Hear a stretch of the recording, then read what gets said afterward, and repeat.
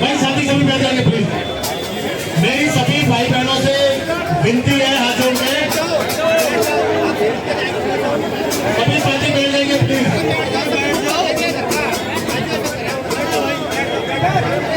मेरे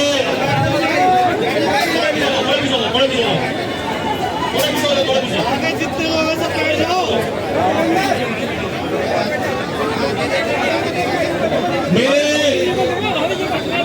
दिल्ली विश्वविद्यालय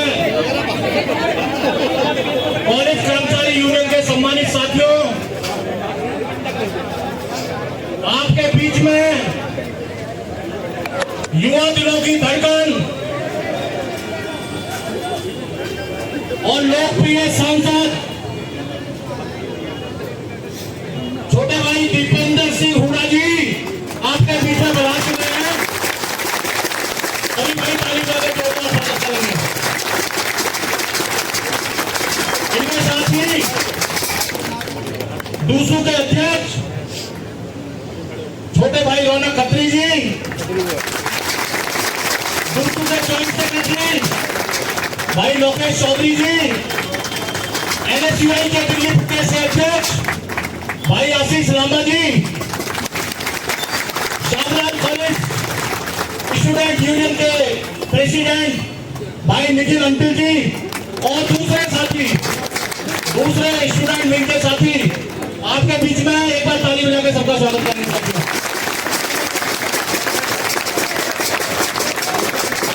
साथियों, मैं आप सबके व्याप पे माननीय सांसद जी को दिल्ली विश्वविद्यालय के कर्मचारियों से संबंधित ग्रीवेंसेस हैं उनसे अवगत कराना चाहता हूं।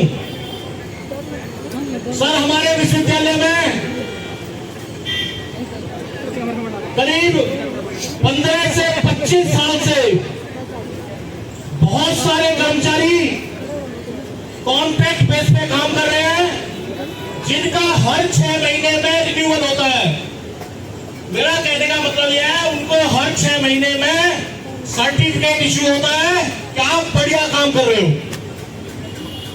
उसके बावजूद आए दिन उनके ऊपर ये तलवार लटकती रहती है कि उनको सिस्टम में मर्ज नहीं किया जा रहा है। देश के माननीय सर्वोच्च न्यायालय की 2 जजों की बेंच ने 30 जनवरी 2024 को एक ऐतिहासिक डिसीजन दिया है, जिसमें जो कर्मचारी किसी भी संस्थान में अगर उसका कार्य रेगुलर नेचर का है और उसे 10 साल काम करते हुए हो गए हैं, तो सुप्रीम कोर्ट के न्यायाधीश लिखते हैं उसको सिस्टम में मर्ज किया जाना चाहिए, रेगुलर किया जाना चाहिए। उसके आधार पर दिल्ली उच्च न्यायालय, J&K एंड लद्दाख उच्च न्यायालय, पटना उच्च न्यायालय और कई सारे उच्च न्यायालयों ने उनकी इस तहरीर को आगे बढ़ाया है। J&K न्यायालय ने तो यहां तक लिखा है, जब कर्मचारी को 10 साल हो गया है, उसके बाद उसका एरियर भी देना पड़ेगा सरकार को।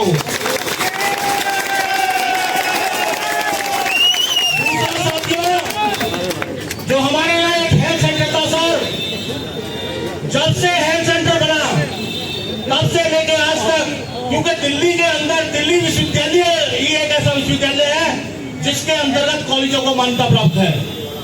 तो दिल्ली के जितने कॉलेज हैं वो पूरे दिल्ली में बिखरे हुए हैं और उन सबको अभी तक हेल्थ सेंटर की सर्विसिंग मिलती थी।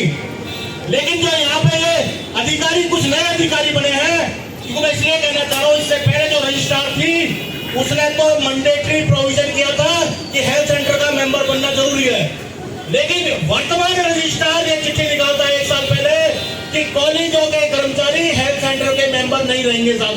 तो इसका हम लोग विरोध कर रहे हैं। तीसरा बड़ा जुर्म जो हमारी भर्ती प्रक्रिया है उसको इन लोगों ने खेल बना रखा है। 2008 में भर्ती प्रक्रिया, 2013 में फिर नया नियम, 2015 में फिर नया नियम, 2020 में फिर नया नियम, 2024 में फिर नया नियम और अब 29 मई 2025 को लेकर आ गए ये लोग। इन्होंने कर्मचारी की फुटबॉल बना रखी है, कोई भर्ती नियम अभी तक जो इनको सूट करता है, जो इनको फेवर करता है, कब किसको निकालना है, कब किसको रखना है, एक जो 60 गार्ड ऊपर लगी हुई है उसको लेकर ये लोग इस बार तो इन्होंने 29 मई 2025 को बिना एग्जीक्यूटिव काउंसिल की मंजूरी के रिक्रूटमेंट रूल यूनिवर्सिटी की वेबसाइट पर डाल दिया। इससे ज्यादा कुठाराघात ये लोग नहीं कर सकते। यूनिवर्सिटी में लॉ एंड ऑर्डर नाम की कोई चीज नहीं है, सिर्फ एक सिक्का, एक पर्टिकुलर कुछ लोगों की, उसको दादागिरी कह लो, तानाशाही कह लो, जो वो कहेंगे वही नौकरियां देंगे, जो वो कहेंगे वही काम होगा। इस यूनिवर्सिटी को सरकारी यूनिवर्सिटी जाकर के किसी की गुलाम यूनिवर्सिटी बना रखा है। देश के सरकारी पैसे से चलने वाली यूनिवर्सिटी बना करके गुलाम यूनिवर्सिटी की तरह यहाँ पे काम हो रहा है। तो मेरे भाई एक सेकंड, क्या हो गया? तो मौसम ठीक है यार, मौसम भी ठीक है, कोई आपत्ति नहीं, किसी को आपत्ति नहीं है। दूसरा और भी जो हमारी डिमांड्स हैं, लेकिन साथियों में एक चीज अभी एक अखबार में पढ़ रहा था, मेरे साथी ने भेजा था कि माननीय सांसद जी ने जो 2004 के बाद कर्मचारी सर्विस में आए हैं उनके लिए जो भारत सरकार यूनिफाइड पेंशन स्कीम लेकर आई है, या इससे पहले 2004 में न्यू पेंशन स्कीम लेकर आई थी, उनका विरोध किया है और पार्लियामेंट के अंदर और पेंशन स्कीम की मांग रखी है। तो ऐसे सांसद हमारे बीच में जो कर्मचारी के दिल से जुड़े हुए हैं और कर्मचारी की बात करते हैं, मैं ज्यादा वक्त ना लेते हुए मैं माननीय सांसद जी से ही रिक्वेस्ट करूंगा कि वो हमारे कर्मचारी साथियों को संबोधित करें। साथियों,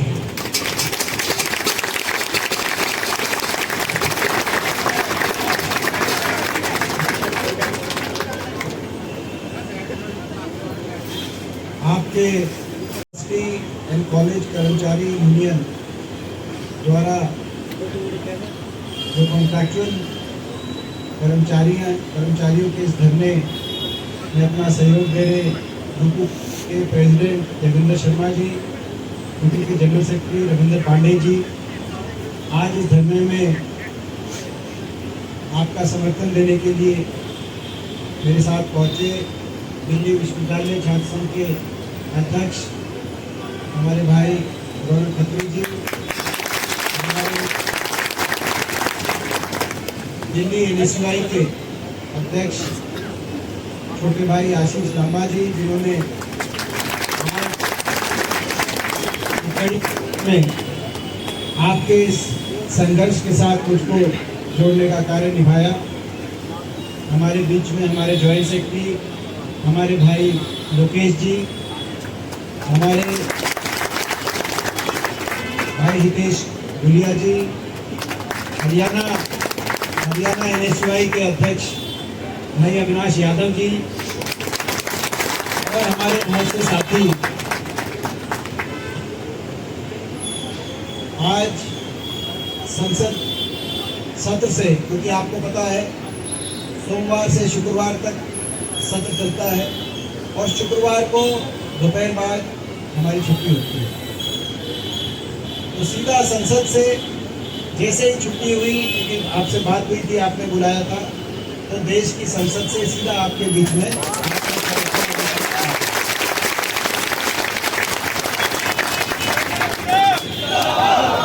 और आपकी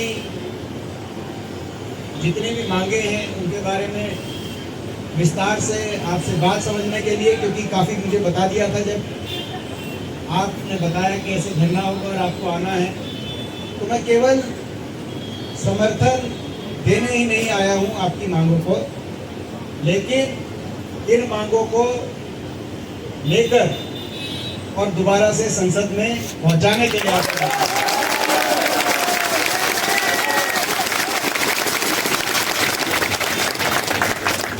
और इसमें कोई दो राय नहीं है कि आपके साथ न्याय नहीं हो रहा।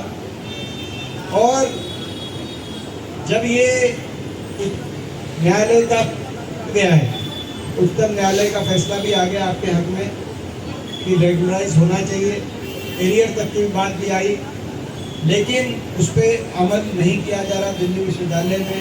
ये विश्वविद्यालय ऐसा विश्वविद्यालय है, हम सबको गर्व है इस विश्वविद्यालय में। देश का एक ऐसा विश्वविद्यालय, और हम सबको तो और भी ज़्यादा गर्व है क्योंकि हम इसके स्टूडेंट रहे हैं। और क्योंकि मैं कैंपस लॉ सेंटर से पढ़ा हूँ, तो जहाँ आपका धरना है वहाँ पे पड़ोस में आप धरना भी दे रहे हैं। और मेरे पिताजी भी यहाँ के हाँ जी सही कह पढ़े, हुड्डा साहब भी यहीं से पढ़े हैं, और मेरे दादाजी भी रामदास कॉलेज से ही पढ़े हैं। तो ये विश्वविद्यालय खास तौर पर मैं समझता हूँ दिल्ली, हरियाणा, उत्तर प्रदेश, साथ लगते राजस्थान, हमारे सारे प्रदेशों में शायद ही कोई परिवार हो जिसका कुछ ना कुछ जुड़ाव इस विद्यालय में नहीं। और आप सब भी अगर पृष्ठभूमि में जाएंगे तो कोई दिल्ली का, कोई हरियाणा का, कोई यूपी का, कोई आसपास के, तो सभी हमारे ये देश की शान है विश्वविद्यालय। और यहाँ की प्रैक्टिसेस बेस्ट प्रैक्टिसेस होनी चाहिए। मैं यहाँ के एडमिनिस्ट्रेशन को भी यही कहना चाहता हूँ, चेतावनी देना चाहता हूँ कि यहाँ की प्रैक्टिसेस बेस्ट प्रैक्टिसेस होनी चाहिए, जिन पे पूरे देश को अमल करने पे बाकी देश के विश्वविद्यालय एक मॉडल प्रैक्टिसेस मान के उन पे अमल करें।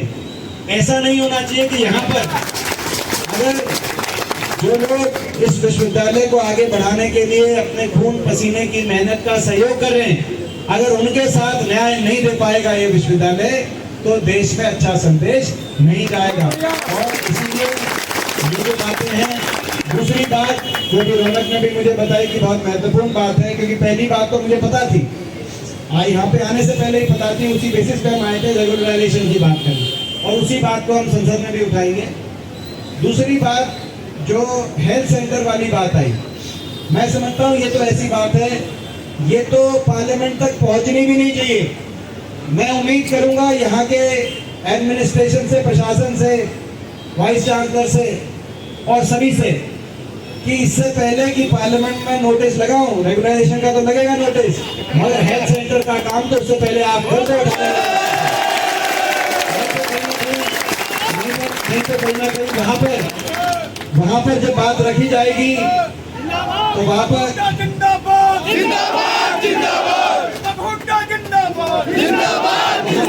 रखी जाएगी तो उसका जो मैं समझता हूँ उससे पहले आप इस पे कदम उठाए, ताकि वो बात वहाँ पे उठाने से जो है अच्छा संदेश नहीं जाए। तो इन बातों के साथ एक बार फिर आपके धरने की मांगों का समर्थन करते हुए जो मांग पत्र आपने लिखे दिया है, जो सौंपा है, ये मांग पत्र केवल मैं यहाँ समर्थन करके चला जाऊँ ऐसे नहीं, ये मांग पत्र मैंने अपने पास रख लिया है। और कल परसों की संसद की छुट्टी है, अभी मैं हरियाणा चला जाऊंगा वापस, लेकिन सोमवार को आकर नोटिस लगा दूंगा आपका इस जो मांग पत्र।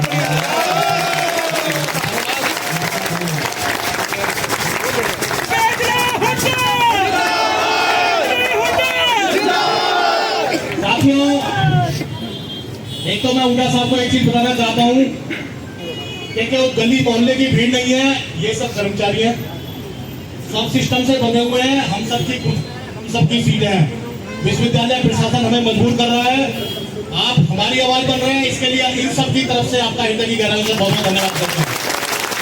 आपका आने का बहुत बहुत धन्यवाद करता हूँ। कुछ नारे लगाएंगे सारे साथी, दीपेंद्र हुड्डा जिंदाबाद, दीपेंद्र हुड्डा जिंदाबाद, मजदूर किसान का नेता दीपेंद्र हुड्डा जिंदाबाद। दूसरा साथियों, एक सेकंड, हुड्डा साहब जहां भी गए हैं, जिस भी पंचायत में गए हैं, जिस भी गरीब आए हैं, वो काम आज तक हुआ है।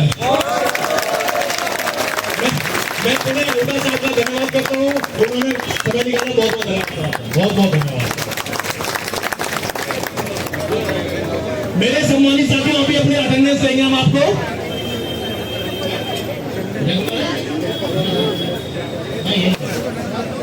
मेरे